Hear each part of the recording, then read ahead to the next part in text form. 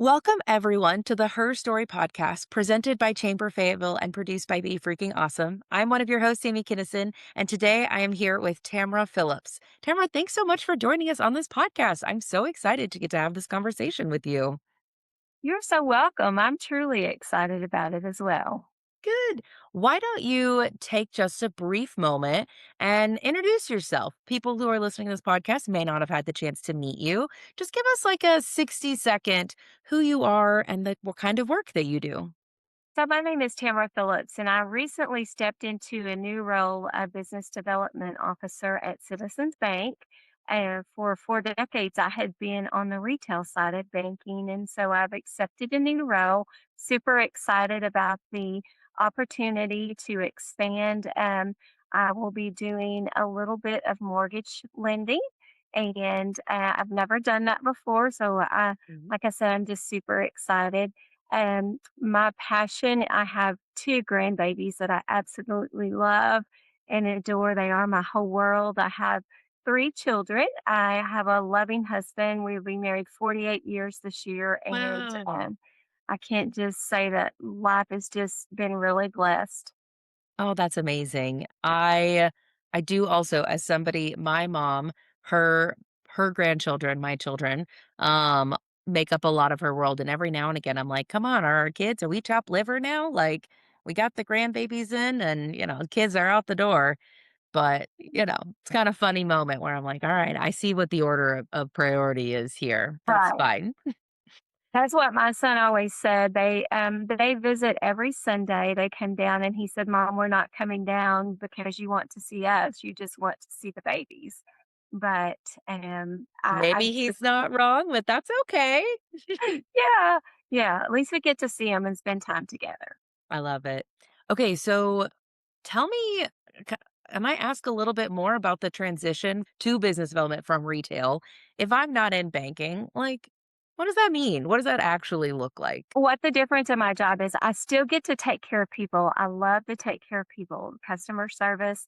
And the retail banking, I was a market manager over the Northwest Arkansas market. And so basically, that would be you would be over making sure all the branches were staffed, that they had everything they need, the policies and procedures were all updated. They were aware of all the updates.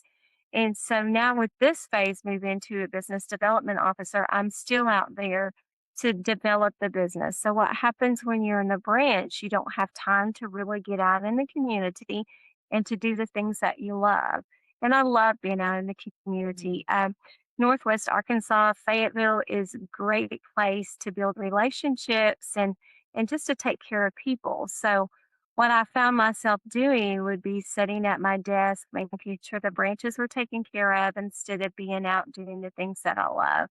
So, this new opportunity is going to give me the chance to get out and to build those lasting relationships because that's what life is all about. All of our life is about sales.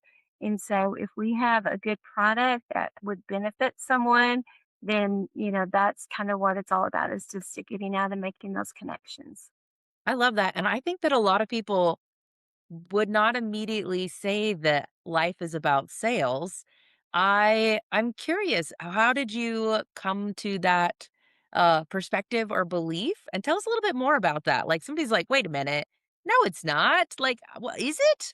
What does that mean? Well, in reality, all life is sales because, like, we are such a culture that if we see someone that has a nice pair of shoes that we think we want, we are swayed that way.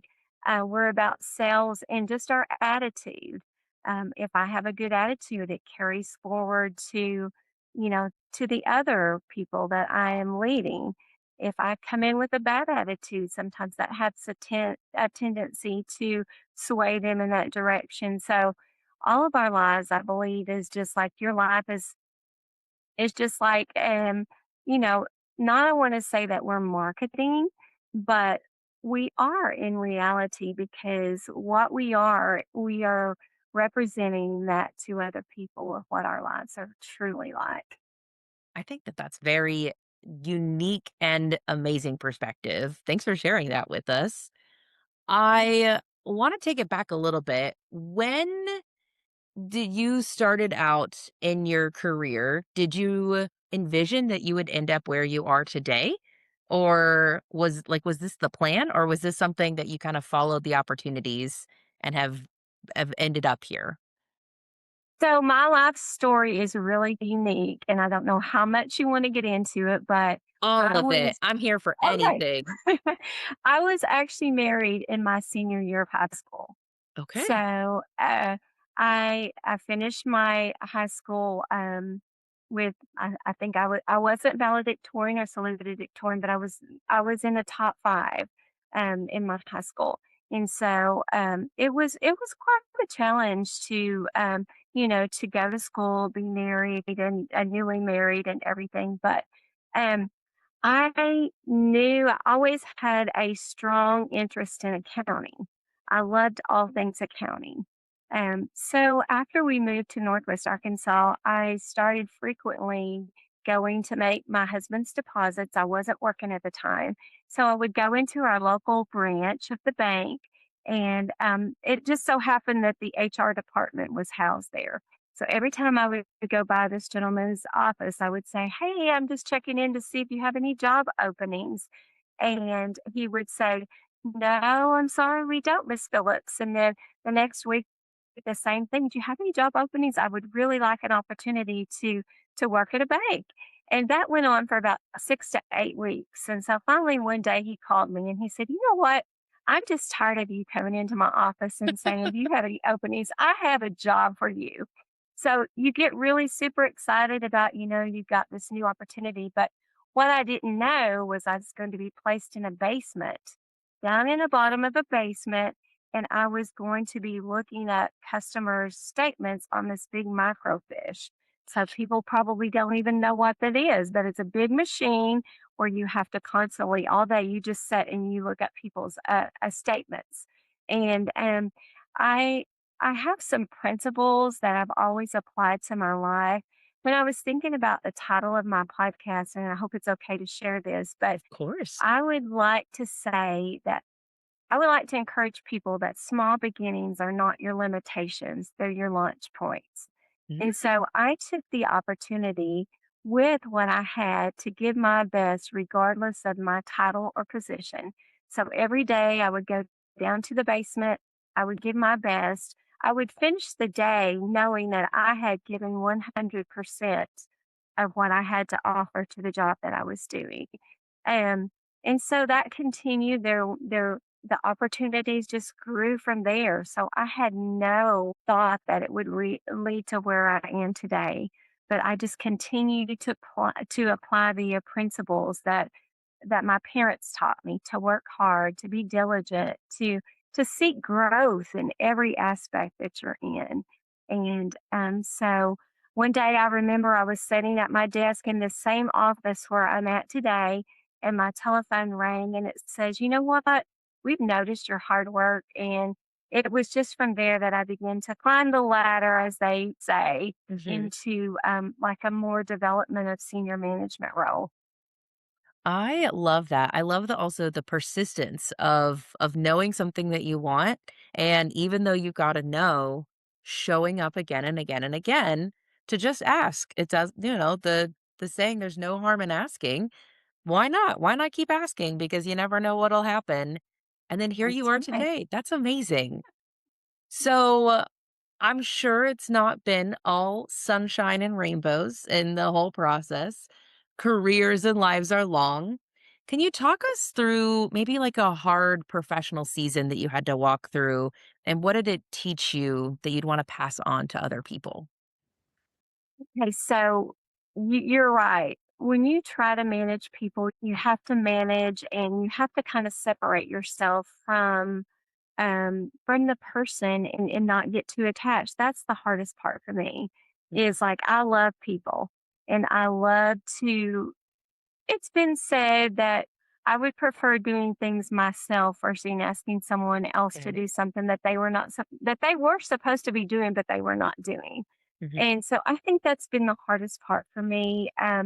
I've always accepted the opportunity to serve and just to do my best in everything. So, um, I think in answer to your question, what I can say personally that was hardest for me is, and this is kind of hard to talk about, but we as a family went through some personal difficulties. Mm, So the same principles in banking that I was trying to teach everyone else about financial literacy, I had to practice myself. And so I think that was the hardest part to making that work. But it was also proof that, that those principles did work. So now then, I also, when I teach people about financial literacy, I can say, you know, I'm not just telling you this, I've actually walked it and I've actually lived it, and it does work. I think that adds so much more credibility too when you can say, no, no, I'm not just telling you what the textbook says. I'm not just telling you what, the researchers say you should do. I've done it too. Like I can Right. show you the proof, just personally, not just from everybody Right. else. I think that makes us better leaders and teachers and guides for other people. So as hard as it is to deal with and to go through on our own, it still can make us better to be able to reach out to others and lift them That up is as so well. true. That is so true. I love it. Okay, so earlier you talked about in your job, one of the things that you now get to do a little bit more is go out into the community in Fayetteville. Fayetteville really is like a unique and special place. What is your take on what the special sauce is? Like, what makes Fayetteville so incredible? So I was thinking about that. My husband and I moved to Northwest Arkansas in 1981. He was an associate pastor of a church. Hmm. And I didn't know a whole lot about Fayetteville because I was from down south a little bit. We would frequent Fayetteville to just come up. We had some family that lived here. But I think one of the things that makes it so remarkable is that you feel like you have a sense of belonging. And I love to see when needs arise in the community. I love to see how everybody just pulls together to meet those needs. I hope that we never lose our heart, um, or our integrity or our kindness. Yes, we have our struggles. We have things you always have that, but I think the unique thing about is that we have such a mentorship, that there's people that are willing to come alongside you and to get you to where you want to go. There's a saying that, no man is an island of himself. And I really feel like in Fayetteville that we really put that into practice, that we come together when when the community needs us the most. And then we also know our boundaries. We know when to step aside and let others rise to the occasion and to do what they're supposed to do. I like that. I think I've noticed that some people, you really have to try hard to not build community. If you like put out like a little baby step, community is there and is around. But if you really didn't want to find community, it would be hard work in this area to not get somebody who can connect with you. And so I think that I absolutely agree. It's super special here.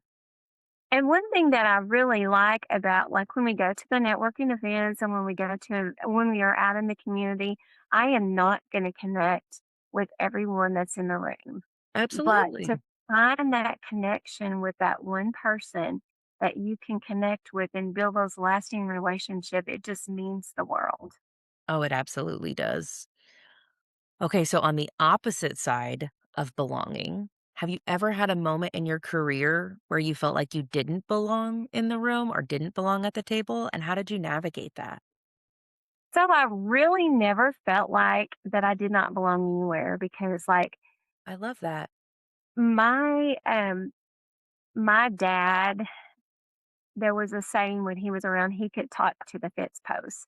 And I feel like I can talk to anyone. So I've never considered myself one to feel like I didn't belong in the room with someone. However, back in 2024, I was selected as one of the top 10 women in business. Mm. And so, Congratulations. thank you. I found myself in a room among accomplished women whose backgrounds included the formal degrees.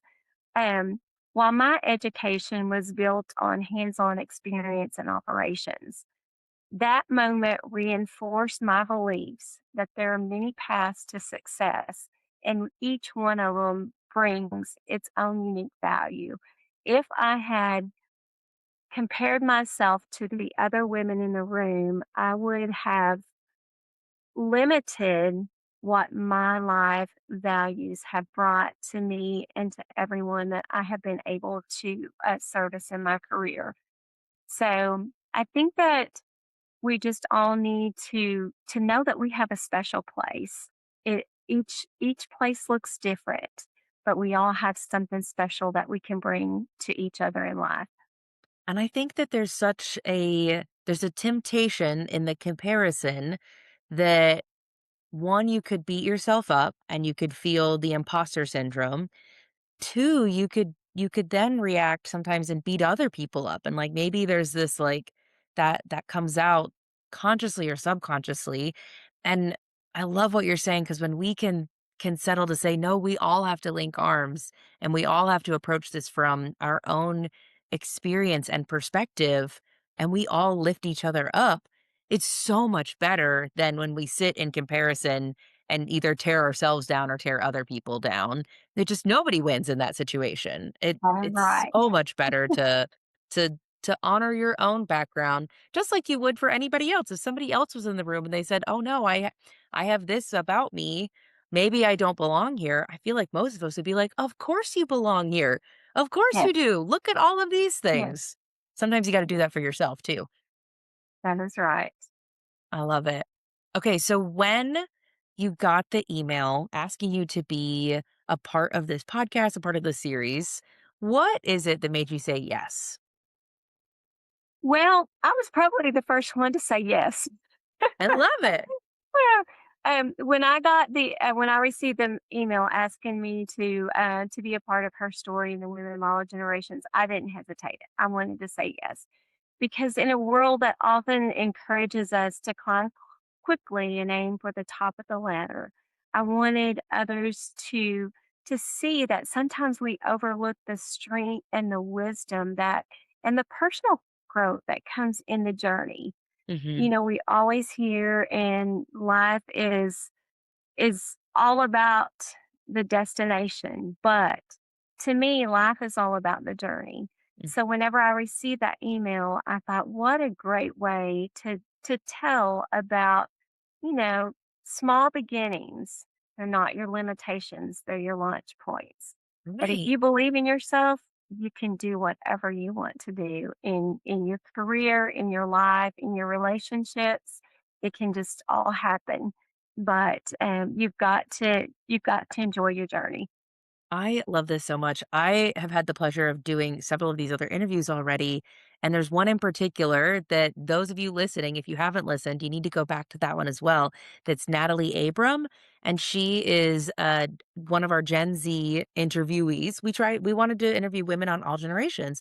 And one of the things that she said was, "Who, me? I've not done that much in my career yet. Like, I'm so early on. What do I have to say?" She didn't feel that entirely, but there was you could tell that she articulated her insecurity was trying to tell her that. And she is somebody who did not complete her college education and is still doing great things already in her career and wanted to tell people, "Hey, even if you took a less than traditional path, you can still do cool things." And I'm like, look at this. Like, there's two women not in the same generation saying the same things that no matter what your path is, like, opportunity is in front of you. It's your job to decide what to do with it. I don't know. I think that it's just beautiful even to see generate cross generations, the same messages are coming through. That's amazing.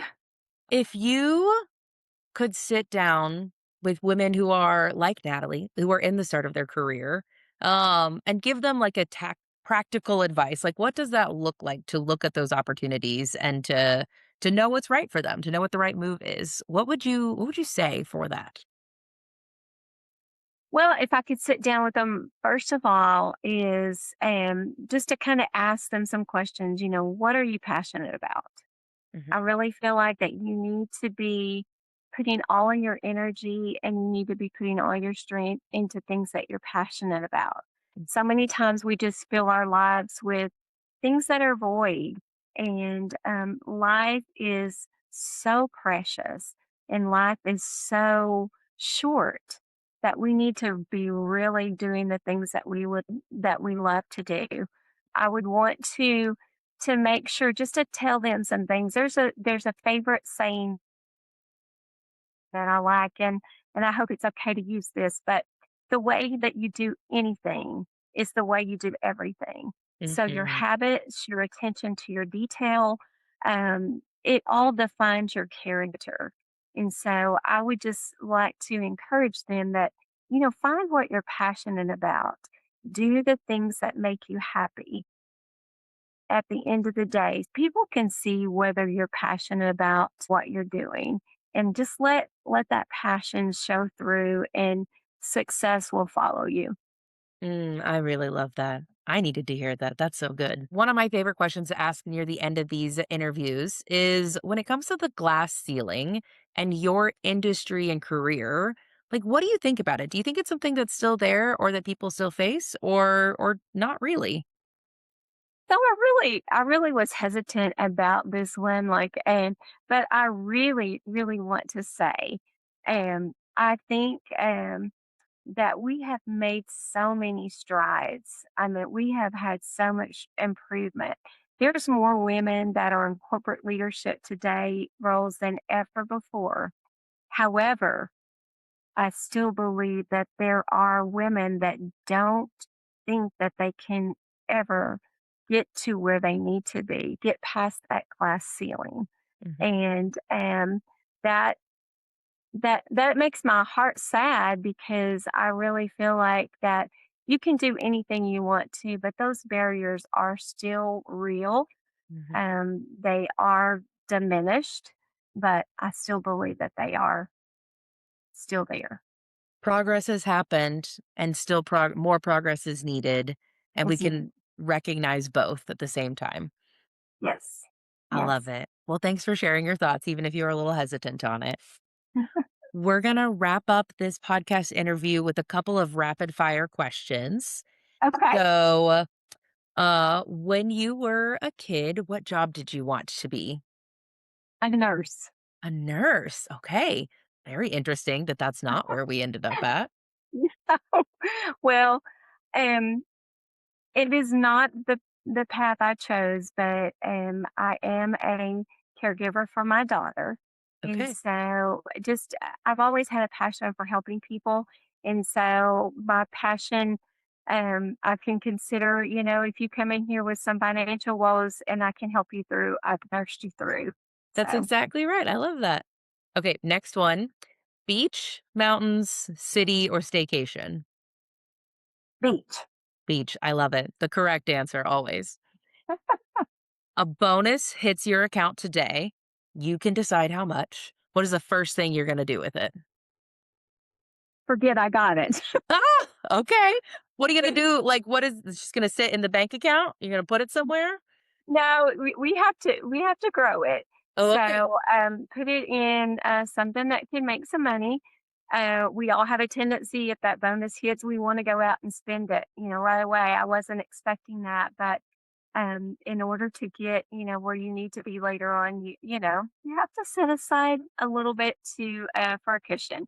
Okay. If you were going to do one fun thing with it, you set aside cushion, a little fun thing, what would you do? And I probably spend it on my grandbabies. I love it. That's a good answer as well. Okay. Can you describe your work wardrobe in 3 words? Old but works. There you go. That works. All right. Is there a goal that you have that you are working towards right now that you'd like to share with us? It's not a secret. And, as we all age, our goal becomes retirement. I'm not sure what that phase looks like for me yet, but I do want to spend some time with my husband and my grandbabies and the rest of my kids and just enjoy life.